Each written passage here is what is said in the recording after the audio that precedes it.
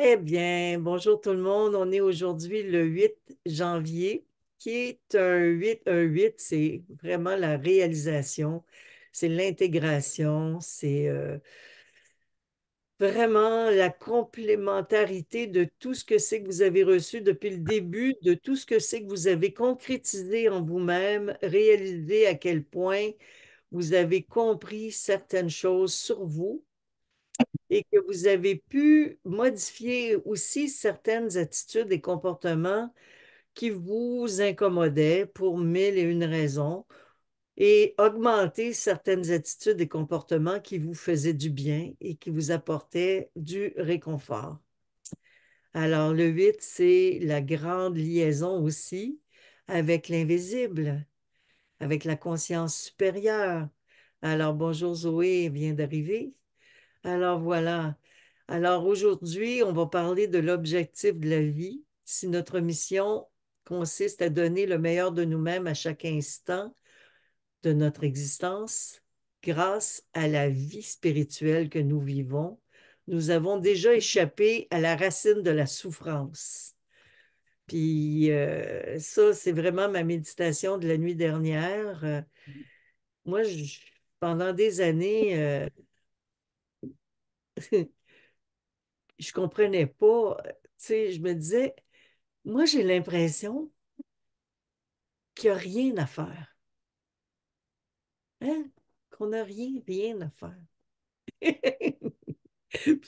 Puis c'est vrai, il n'y a rien à faire. Comprenez-vous? Rien d'autre que d'être dans l'instant présent.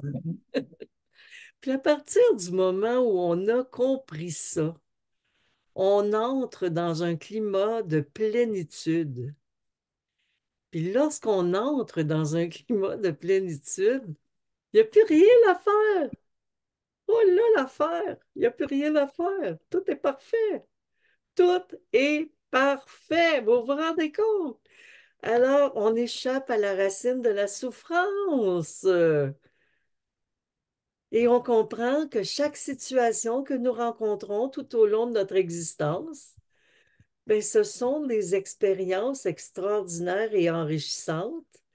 Puis si on a des moments donnés où on n'a pas le fou rire par rapport à ce que nous rencontrons, ben, il faut juste revenir dans l'instant présent, tout simplement, puis se dire, ben, c'est quoi qui m'accroche là? Qu'est-ce qui me dérange? C'est quoi que ça vient chercher en moi qui n'est pas normal? Parce que moi, je suis supposée être morte de rire, hein? Je ne suis pas supposée être dans un climat de peur, de panique, de terreur. Je suis dans l'instant présent. Puis dans l'instant présent, on est dans la méditation constante. On est dans un climat de conscience altéré continuellement. Et quand je dis aux gens, il y a moyen de méditer 24 heures sur 24, ben c'est de ça que je parle. À partir du moment où on est dans l'instant, on n'a plus de problème. On n'en a plus. Ce qui nous amène dans le conflit ou dans l'inconfort, c'est de se projeter dans plus tard, dans après, dans avant, dans le passé, ou d'écouter nos pensées assassines. Mais quand on est dans l'instant présent, automatiquement, on est dans un climat d'expansion de conscience. Hmm. Il y a un micro qui est ouvert, je ne sais pas c'est lequel. On va aller fermer ça. Alors, ça va. Bon, alors c'est ça. Puis si le but de la vie est de faire de notre mieux pour que chaque instant de l'existence soit parfait, ben automatiquement, c'est vraiment, on n'en a plus de but, là, tu sais, il y en a plus, il n'y a pas d'autre but, il y a juste un but, une simple question qui peut se poser intérieure, c'est c'est quoi mon but? C'est peut-être d'être justement dans l'acceptation de qui je suis, dans l'acceptation de je suis en parfaite harmonie, je suis dans l'instant, puis que je développe au maximum cette présence à cet environnement parfait qui m'entoure. que je sois en contact avec les oiseaux, la vie, la nature, que je sois en contact, comme je vous expliquais l'autre jour, par rapport aux voisins, que j'installe un sourire dans mon cœur à chaque instant et que chaque pas qui m'amène vers l'autre me réjouisse parce que je suis présente à l'autre et non pas qu'à moi-même par le fait même. C'est comme des vases communicants, l'univers entier m'habite et j'habite l'univers entier et je ne suis plus divisée. Je ne suis plus divisée parce que dans l'instant présent, on n'a pas de division. On n'est pas du tout dans la dualité. On est dans la plénitude, complètement pleine. La plénitude. L'état de plénitude, c'est l'instant présent, mais c'est bien, bien particulier de l'expliquer, mais en même temps, vous le comprenez. Je sais que vous le comprenez. C'est par le biais de la respiration, de la méditation, l'écho du silence. C'est l'écho de chaque instant, de toute évidence, de chaque moment passé, que ce soit dans n'importe quelle situation. Si vous êtes dans votre présence, puis ça ne veut pas dire que vous avez l'air d'une gang d'illuminés, là. Non, non, pas du tout, là. Surtout pas. Hey, il manquerait pas que ça, là. Tu sais, qu'on ait l'air, tu sais, de Ah, mon Dieu, mais moi, là, je suis présente, là. Non, non. Simple, là, tu sais. Simple, simple. Personne ne s'en rend compte. Personne ne le sait. C'est pas grave. On n'a pas besoin de manifester qu'est-ce qu'on est. On a juste à être ce qu'on est. Tout simplement ce qu'on est dans cette manifestation toute simple d'être présente à chaque instant, puis de se réjouir de chaque situation que nous traversons. Parce que chaque situation qu'on traverse nous porte, tout simplement. Elle nous porte, elle nous élève.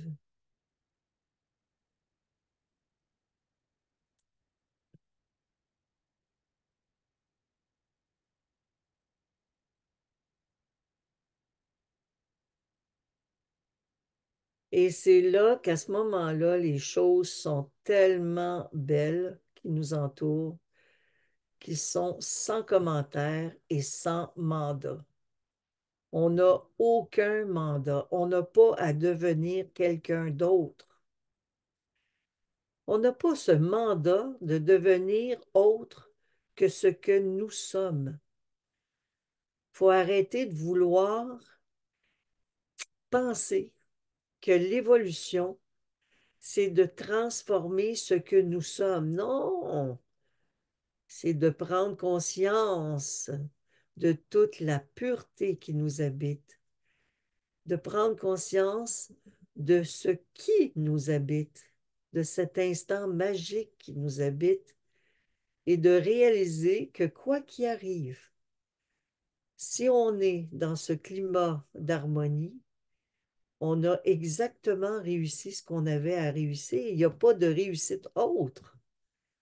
Il n'y a pas à aller vers quelque chose. Il n'y a pas à aller, il n'y a pas, il y a pas quoi que ce soit d'autre à faire que de lâcher prise, puis d'être dans une conscience tétravalente, qui était un nouveau mot que vous avez appris hier pour la plupart. Tétravalant, tétravalant. Qu'est-ce que ça peut bien vouloir dire? Être dans une pensée tétravalente. Moi, ça m'amuse ce mot-là. J'adore ce mot. J'adore ce mot tétravalant parce que c'est comme si, pour moi, ce que ça veut dire tétravalant, ça veut dire que tout bouge autour de moi, mais moi, je bouge avec tout ce qui bouge autour de moi, puis il n'y en a pas de problème. Je m'adapte à tout et je comprends que chaque situation m'est dévoilée, ou même s'il y a quelque chose de caché, je l'aperçois, il n'y en a pas il y a pas de cachette. Alors, si quelqu'un a une réaction, je vois la raison pour laquelle elle a eu cette réaction et je ne la juge pas du tout, au contraire. Je la vis, je le vibre, je le comprends, puis je me dis, ah ben, regardons, c'est bien, c'est comme sa réaction, mais tout est parfait. T'es parfait. Et à partir du moment où on est en spiritualité, réellement, dans cette grâce, dans ce travail, dans cette immensité de vie, on n'est plus du tout dans les racines de la souffrance. On ne vit plus ça de la même façon. Puis même, admettons que vous êtes en souffrance physiquement, par exemple. Moi, ça m'est arrivé souvent de faire des fièvres monumentales, j'en ai déjà parlé. Et ce que ça me faisait faire, c'est de rentrer dedans, tout simplement. Comme lorsque n'importe quelle situation m'arrivait, même ma grippe cette semaine, je suis rentrée dedans. J'avais la grippe, vous le savez. Il a même fallu que je quitte le jour de l'an cette année parce que, à un moment donné, ma fièvre a commencé à monter. Puis là, je me suis dit, là, si je fais de la fièvre, je pourrais contaminer des gens. Alors, je vais me retirer, je vais m'en aller. Puis là, j'embrassais pas personne, puis je suis partie tout simplement. Personne n'a été malade, heureusement. Puis je suis revenue chez moi, puis mais j'étais pas, j'étais bien, j'étais confortable en moi-même parce que j'avais un truc sacré, un truc magique qui m'habitait. C'est de savoir que rien n'est grave. L'instant présent prédominait dans ma vie. Puis là, j'étais chanceuse, moi, en plus, je reconnaissais le fait que, waouh, j'avais même pas besoin de conduire, m'en revenir ici. Jean était avec moi, il a conduit tout le long, puis je me suis installée en méditation dans l'auto.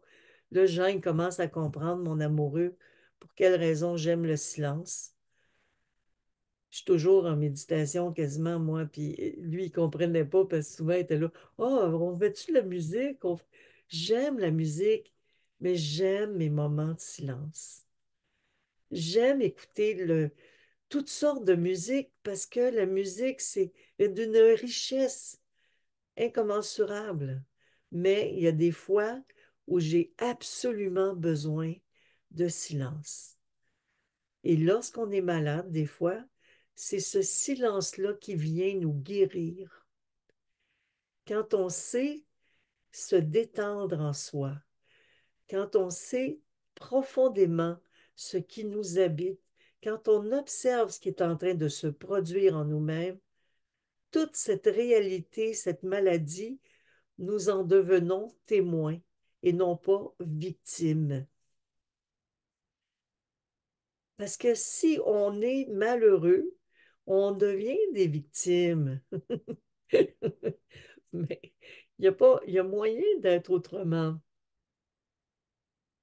Même face à la mort, nous devons apprendre à avoir cette résilience. Surtout face à ces moments-là, arrêtons d'avoir peur de ces climats intérieurs qui viennent nous habiter. Observons ce qui se passe en nous, tout simplement, et soyons tout simplement conscients de cette grande richesse que nous avons trouvée en étant conscients de ce magnifique événement qui nous habite, d'avoir la capacité justement d'être observateur de notre réalité et de comprendre que chaque chose a sa raison d'être. Puis c'est pour ça que je disais la nuit dernière, il me disait, grâce à la spiritualité, vous avez échappé à la racine de la souffrance. Puis quand j'ai entendu ça, puis ça aussi, je veux vous en parler, grâce à la spiritualité, vous avez échappé à la racine de la souffrance. Hey, c'est quelque chose. Entendre ça, là. Ouf! Pas moi qui parle comme ça, hein? C'est bien sûr que c'est pas moi qui parle comme ça. Alors, ça venait d'où, ça, là? Hein? Nous sommes tous médiums. Nous sommes tous télépathes. Nous en font tellement de la télépathie, nous en faisons tellement qu'on pense que c'est notre mental qui discute. Mais il faut faire la distinction entre les deux. Pas grave. Il y a une distinction entre les deux. Puis moi, je trouve ça extraordinaire d'avoir ce silence qui m'habite pour pouvoir entendre le bavardage que des êtres stellaires ou autres, ou guides, ou appelons ça comme on voudra, ou des amis décédés qui reviennent nous visiter, viennent discuter avec nous. Ils viennent parler avec nous, ils viennent échanger avec nous. Puis ils nous donnent des clés extraordinaires, ils nous apportent des opportunités de grandir incroyables. Et vous savez quoi? C'est donné à tout le monde. Cet talent, cette capacité, cette communication est donnée à tout le monde. Comme Zoé l'autre jour qui disait, j'ai entendu une voix me dire, ben c'est pas ton pantal, c'était une voix. C'était ça, une voix qui te disait. Et ça, je trouve ça extraordinaire quand on commence à faire la distinction entre ma voix qui me parle et la voix qui me parle.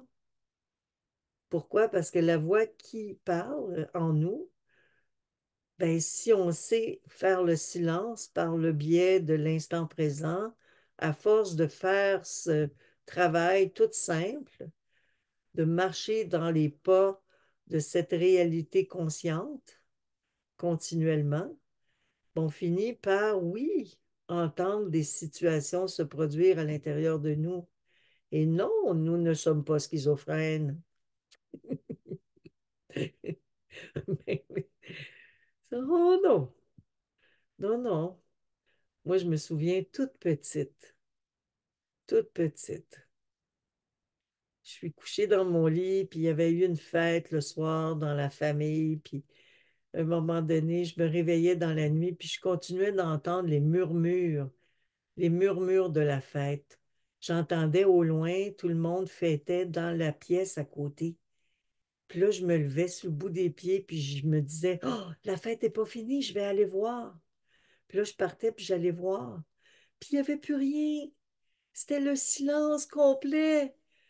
Puis là, je me disais, mais voyons donc, comment ça se fait que ça parlait dans ma tête? Tout le monde dort. Là, je retournais me coucher. Puis là, je me disais, hey, c'était quoi ça? Puis là, ça recommençait. Je recommençais à entendre parler. Il y avait des légions complètes d'êtres spirituels qui discutaient. Et j'étais en contact avec ça. Aïe, aïe! Puis je me disais, mais mon Dieu, mais c'est bien spécial. C'est ce qui m'a amené à rester en communication avec cette réalité. C'est ce qui m'a amené et peut-être ce qui vous a amené vous aussi sans que vous en soyez vraiment rendu compte, sans que vous ayez tout à fait la mémoire de ce que vous avez vécu dans cet état d'énergie d'ouverture que vous avez aujourd'hui encore maintenant. Parce qu'il y a des déclencheurs dans notre vie. Il y a des déclencheurs. Et moi, ben, il fallait qu'ils déclenchent fort, hein? Parce que j'étais dur. Alors, il fallait qu'ils déclenchent très, très fort. Alors, je peux vous garantir qu'ils ont déclenché pas à peu près. C'est incroyable. Moi, ils déclenchaient tellement fort que j'entendais de la musique. Dans les paroles des chansons que j'entendais, il y avait des messages qui m'étaient envoyés. Il y avait toutes sortes de situations comme ça qui me permettaient de rester en contact. Puis beaucoup d'autres personnes qui ont des rôles à jouer au niveau de l'information de qui on est, vivent des situations de cet ordre-là. Ils n'ont pas le choix, il faut bien les vivre. Si on veut les transformer, ce monde-là qui nous entoure, si on veut apporter autour de nous l'information de ce qui est juste, mais moi, je vous le dis simplement. Je me fais passer à Jésus, là. En tout cas, euh, simplement. Vous avez reçu beaucoup d'informations depuis le début de l'année. Puis je sais que ces informations peuvent vous servir beaucoup, beaucoup, beaucoup. C'est des pierres, c'est des perles, c'est des objets précieux, c'est des réalités précieuses, mais qui ne viennent pas de moi, qui viennent de l'apprentissage de la vie, qui viennent de l'apprentissage de mes guides, qui viennent de l'apprentissage des stellaires, qui sont de l'autre côté et qui passent à travers moi pour vous informer de l'importance d'arrêter de vouloir vous changer, mais soyez pleinement vous-même à chaque instant. Le but de la vie, c'est pas de devenir quelqu'un d'autre, c'est vraiment pas ça. Il n'y a rien à faire. Il n'y a rien à faire. Vous vous rendez compte? Mais il y a tout à faire en même temps. Mais il y a tout à faire, mais il n'y a rien à faire. Hein? Je suis compliqué, moi, là. Mais ce que je veux dire, c'est qu'il y a tellement rien à faire parce que tout est parfait. Tu sais, une personne qui vient me voir et elle me dit ah, hey, j'ai tout essayé pour changer, j'ai pas réussi à me changer, je suis pas d'allure. Moi, là, ben, arrête. T'as rien à changer, dans le fond. T'as rien à faire. T'as juste à être maintenant, là, présente, dans ton espace de vie, de conscience, dans ton instant présent, dans ton acceptation pleinement consciente de ta réalité, de ta beauté. Même si t'engraisses et puis que t'as vieilli, c'est pas grave, ça. C'est pas grave. La lumière qui t'habite, comme vous me le disiez tantôt, c'était très gentil, va toujours m'habiter ou va toujours vous habiter. Hein? Alors, il n'y a rien d'autre qu'on a à faire que d'être présent, tout simplement présent à la vie et à chaque instant. Puis quand on dit qu'on peut méditer 24 heures sur 24, en fait, imaginez-vous que c'est comme une prière, si vous aimez mieux. Parce qu'en fait, la vie est une prière. La vie est une manifestation prière pour moi. Pour vous aussi, ça peut être comme ça, là. Alors, que vous fassiez n'importe quoi, vous êtes dans un climat de présence. Automatiquement, vous êtes en méditation. C'est ça la réalité. C'est tout simple. Il y en a qui disent, mais voyons donc comment on fait pour méditer 24 heures sur 24. Ben, c'est d'être présent 24 heures sur 24. C'est simple. C'est simple, simple, mais il faut le faire. Il ne faut pas être ailleurs. Il ne faut pas être demain. Il ne faut pas être après-demain. Il ne faut pas être avant-hier. Il ne faut pas être dans nos conflits du passé. Ou si on est dans nos conflits du passé, ben, il faut au moins aller chercher la ressource qui nous est envoyée pour comprendre pourquoi elle est là, cette information qui nous est ramenée. Parce que tout est parfait. Tout est parfait. Même ça, c'est parfait. Même ça, c'est parfait, en fait. Même ça, quand on y pense, quand une mémoire du passé nous revient, c'est parfait. On va aller la décoder. On va aller l'éplucher comme l'oignon. On va aller voir à l'intérieur de cette pensée qui nous est envoyée, qu'est-ce que c'est qu'il y a comme message? Qu'est-ce qui s'y trouve? Puis plus vous allez faire ça, plus vous allez voir que tout est en parfaite harmonie et que rien ne vous est donné ou envoyé par hasard. Tout est en équilibre partout, partout, partout, tout le temps, tout le temps. Quoi qu'il arrive. Puis à ce moment-là, il n'y a plus rien qui vient vous incommoder, il n'y a plus d'inquiétude, il n'y a plus de stress.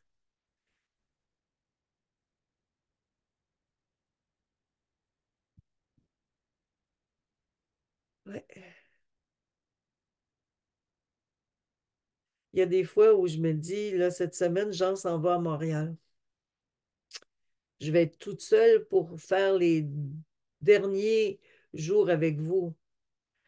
Alors, je vais être obligée d'aller me promener dans un canton ici pour avoir des feedbacks. Mais non, parce que j'aime bien ça, par exemple. Moi, j'aime assez ça, avoir des épreuves. Faut que je fasse attention au toucher du bois, là, parce qu'ils vont m'en envoyer une couple, là. Écoutez, plus on nous envoie des expériences autres que ce que notre quotidien est habitué de vivre, en fait, plus on a des surprises dans notre vie qui nous désarçonnent, ben plus on grandit, en fait. Plus on évolue, on a de la matière à transformer, en fait.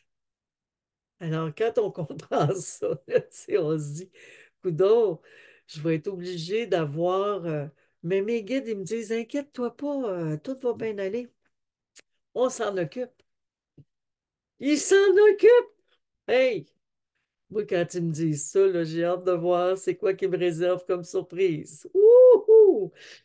Oui, aïe, aïe, aïe, aïe, aïe, aïe. Mais non, c'est ça. En tout cas, tout est parfait tout le temps à partir du moment où on comprend la spiritualité, quand on comprend que c'est grâce à ce travail de conscience dans lequel nous nous trouvons tous que les racines de la souffrance s'éteignent. À partir du moment où on comprend ça, on comprend aussi que c'est juste par le biais tout simple d'être soi-même, qu'il n'y a pas de but à atteindre, qu'il n'y a pas de but à atteindre. Il n'y en a pas. Il n'y en a pas. Il faut faire de notre mieux, c'est sûr, à chaque instant, c'est tout. Mais ça, c'est pas facile, je sais, c'est pas facile, faire de notre mieux à chaque instant. Mais bon, mais recevoir chaque instant de façon facile, c'est facile. Hein? Recevoir chaque instant, c'est de recevoir chaque instant. C'est de prendre le temps qu'à chaque instant, comment tu te sens, comment tu vis ça, où est-ce que tu en es. Ben, au début, là, c'est de l'ouvrage, là, hein. On n'arrête pas, on se dit, bon, comment je me sens, où je suis, je fais quoi, oh mon Dieu, il faudrait que je fasse la vaisselle. Ben, on va en faire la vaisselle. Mais à un moment donné, tout s'intègre, tout se fusionne, et tout à coup, on rentre dans cet espace-là, puis on prend le temps de faire chaque chose, tout simplement. Aïe, aïe, aïe. Sans force, des fois, en ayant vraiment moins de force, parce que moi, je l'ai vécu, cette réalité-là, depuis que j'ai eu un problème au cœur. J'ai plus de force physique.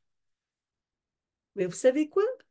Ce qui est spécial, c'est que bien des fois, j'étais devant l'obligation de faire des boîtes, puis de déménager des boîtes. Puis tout à coup, un appel sonnait, quelqu'un me téléphonait, autrement dit, puis il me disait, tu fais quoi aujourd'hui? Puis je disais, ben, je m'en vais à Montréal faire. Ah, ben, j'arrive. Eh, Seigneur, combien de fois ça m'est arrivé, vous n'avez même pas idée à quel point. Puis c'était vraiment béni. C'est incroyable. Alors, vous savez, quand je vous disais aussi dans les 12 jours que lorsqu'on vit dans ce climat-là intérieur, on attire à nous les aides que nous avons besoin d'avoir parce que nous sommes tous unis par le biais de cette évolution et nous sommes tous complices et nous avons tous envie de nous entraider. C'est normal, ça fait partie de l'évolution. Ça fait des siècles que nous vivons tous ensemble. C'est pas d'hier que nous nous retrouvons. Nous nous sommes retrouvés à beaucoup de reprises, dans plusieurs vies. C'est pour cette raison qu'on se reconnaît. On se connaît, on se reconnaît et on ressent l'autre. Et quand je vous parle de télépathie qui s'ouvre à un moment donné, à force de vivre dans ces climats-là, dans cet état-là, ben, c'est de ça que je vous parle, parce qu'on ne sait pas par quelle magie c'est arrivé, Mais tout à coup, j'ai dit, ah mon Dieu, je m'en vais faire des boîtes, je vais être capable d'élever. Hop, il y a quelqu'un qui a entendu ma pensée. Hop, elle m'appelle. Hop, je m'en vais t'aider. Moi, je vais lever les boîtes, puis toi, tu me diras qu'est-ce qu'il faut faire, puis tu feras ce que tu peux. Puis c'est vraiment incroyable. Pensez-y. Mais c'est les vases communicants de la conscience. Nous sommes télépathes. Puis à partir du jour où on comprend qu'on est télépathe et qu'on vit dans cet espace, je vous le garantis, vous allez avoir énormément de surprises, mais encore faut-il ouvrir la porte à ça. Moi, je ne suis pas une vraie ermite dans le fond. Ben, je suis une ermite, là, mais une ermite qui s'ouvre. Une ermite qui ouvre. Qui ouvre. Parce qu'une vraie ermite, ça ouvre à personne, hein? Mais moi, je suis un ermite qui ouvre, qui aime ça voir du monde, mais qui aime ça vivre tout seul, qui est bien soi-même avec soi-même, puis, mais qui est capable de recevoir, puis d'aimer, puis d'apprécier. Ouais. Il a fallu que je travaille là-dessus, par exemple. Recevoir, c'était pas évident au début. Hmm. Ouais. J'ai appris. J'ai appris à dire merci. J'ai appris à faire ce que je peux, puis à ne plus faire ce que je peux pas. Point. C'est tout. Puis je continue à méditer à l'intérieur de tout ça en me disant tout est parfait. Tout doit être tel quel. Vous savez, c'est comme ça qu'on doit vivre notre existence. Puis c'est ça la plus grande des prières que nous pouvons accomplir. C'est d'être dans cet espace de conviction, de foi, d'instant présent qui nous permet d'accueillir tout ce qui doit être accueilli, tout simplement, puis d'arracher en nous toute racine de souffrance inutile ou de regret ou d'inconfort. Puis si on en a des regrets, c'est correct, mais absorbez ça et regardez qu'est-ce que ça vous a apporté, ces regrets. Le regret que vous vivez vous a fait vivre de grandes choses.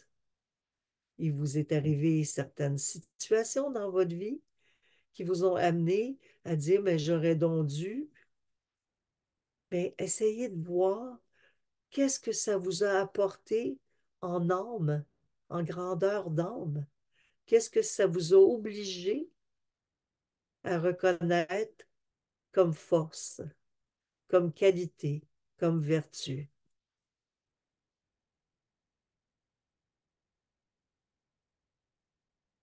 Il y a des situations qu'on n'a pas pu changer dans notre existence, mais à l'intérieur de chaque situation vécue, il y a eu une révélation qui vous a été donnée ou un cadeau caché que j'appelle, qui était la vertu capable de le dépasser, la volonté pour le dépasser.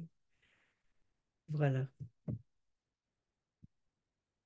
Alors, essayez de rester clair avec vous-même en comprenant que vous n'avez rien d'autre à faire, rien d'autre à faire que d'être pleinement dans cet espace de plénitude et d'instant présent.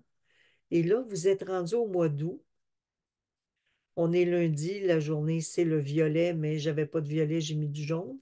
C'est la couleur opposée. On peut prendre la couleur opposée aussi. Parce que je suis dans le déménagement, hein. Puis mon châle violette, je sais pas où je l'ai mis, mais bon, pas l'importance. Il y a beaucoup de choses encore que je n'ai pas retrouvées, vous vous rendez compte? Mais je suis obligée de vivre avec ce que j'ai. Puis ça finit là, c'est tout. Déjà, j'ai beaucoup. Alors, au mois d'août, qu'est-ce qu'on fait au mois d'août? On bénéficie du fait qu'il n'y a plus de bébites au Québec. Il n'y a plus de maringouins. Ouais, c'est-tu extraordinaire, ça? On peut aller dehors, on peut marcher en forêt, on peut faire toutes sortes d'activités sans problème. On n'est plus dérangé par les mouches noires puis les maringouins. Puis là, on peut méditer pleinement dehors. Ben, des fois, dehors, il faut faire un petit feu le soir. Il faut en profiter. Alors, vous savez, l'année va passer tellement vite que la première chose qu'on va savoir, on va être encore assis ensemble l'année prochaine à faire les 12 jours pour 2025. Fait que là, il faut en profiter pleinement. On n'a pas vécu encore, là. On va vivre ça, là, cette année 2024 avec joie, grâce et allégresse, simplicité à chaque instant. Moi, je vais vivre d'ici dans ma campagne où les gens me demandent déjà s'ils vont pouvoir venir me consulter ici ou vraiment me rencontrer. Puis je dis oui, avec plaisir, il n'y a pas de problème. Vous allez pouvoir. J'ai créé mon bureau. Vous voyez, mon espace bureau est déjà fait. Je suis contente. C'est quelque chose que je trouvais bien important à avoir, mon bureau. Puis je vous dirais que ce que je trouve fantastique, c'est que je ne suis pas tout seul à être déménagé dans le Nord. Puis qu'il y a bien, bien du monde qui vit maintenant dans le Nord. C'est donc bien le fun. Alors, il n'y a pas de hasard. Ça non plus, c'est pas un hasard. Alors, on va poursuivre ce magnifique travail. Puis voilà, qui n'est pas un travail, qui est juste un climat d'installation profonde. Un état tout simple. Il n'y en a pas de but dans la vie autre que de vouloir apporter le meilleur de soi autour de nous. Puis le meilleur de soi autour de nous, on ne peut pas l'apporter autrement qu'en étant authentique et vrai. Puis dans l'instant présent, on ne peut pas faire autrement qu'être authentique. On ne joue pas de jeu, là. On ne fait pas semblant. On ne fait pas semblant d'être bien. On est ce qu'on est. On est bien, on est mal, c'est pas grave. On est. Ouais. Et qu'on ne se casse pas la tête. On ne se préoccupe pas. Et ça devient une grâce, une prière, un état d'esprit.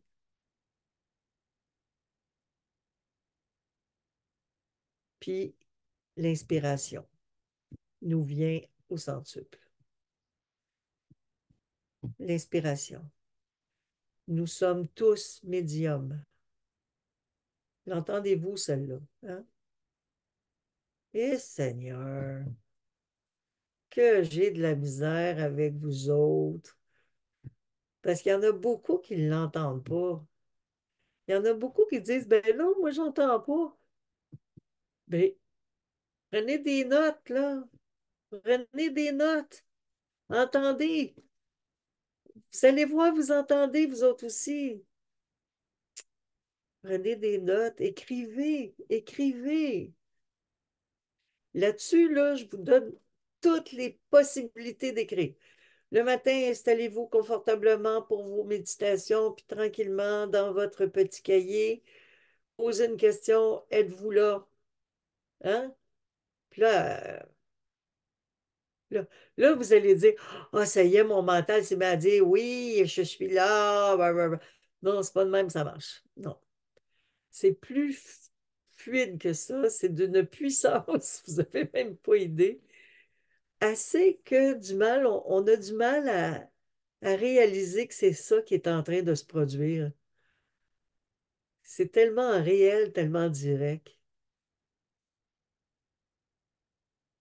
C'est tellement magnifique, c'est tellement extraordinaire, c'est tellement fantastique. Nos frères stellaires sont toujours proches de nous. Notre moi supérieur est toujours proche de nous. Nos amis décédés sont toujours près de nous aussi.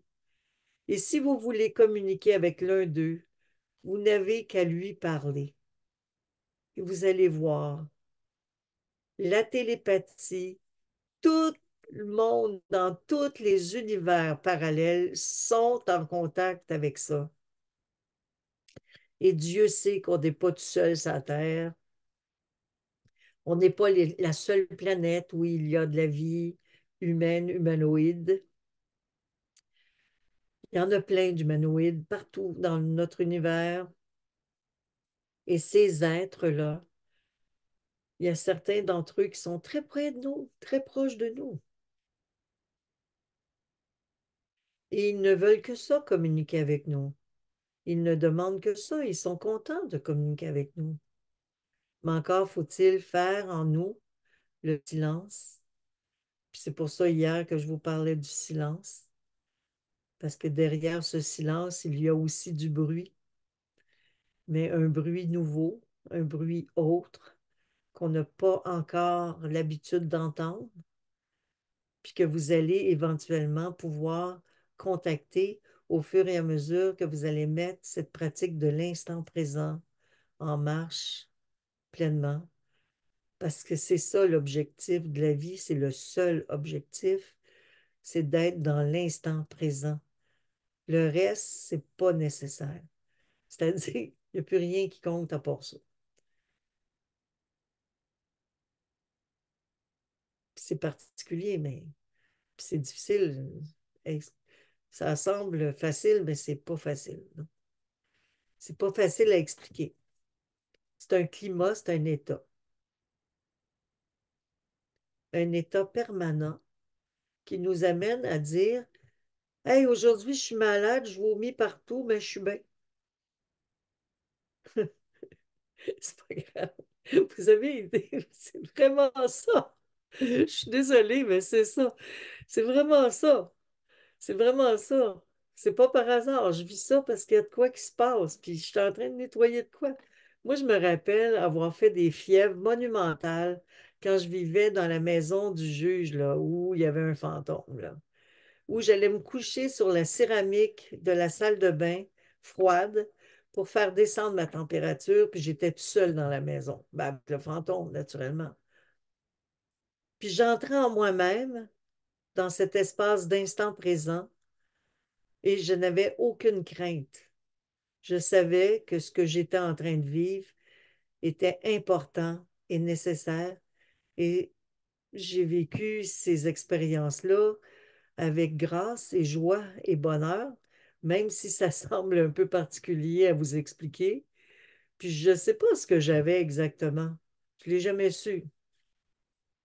J'ai jamais été à l'hôpital, j'ai jamais été voir les médecins. Non, j'ai vécu ça tout seul avec moi-même. J'ai attendu que ça passe. Fait que la peur ne m'habitait pas. La peur de mourir ne m'habite pas non plus. Puis je le souhaite à tous. C'est un enseignement extraordinaire. La transformation, la mutation que nous pouvons tous vivre, ça fait partie de la vie. Alors voilà,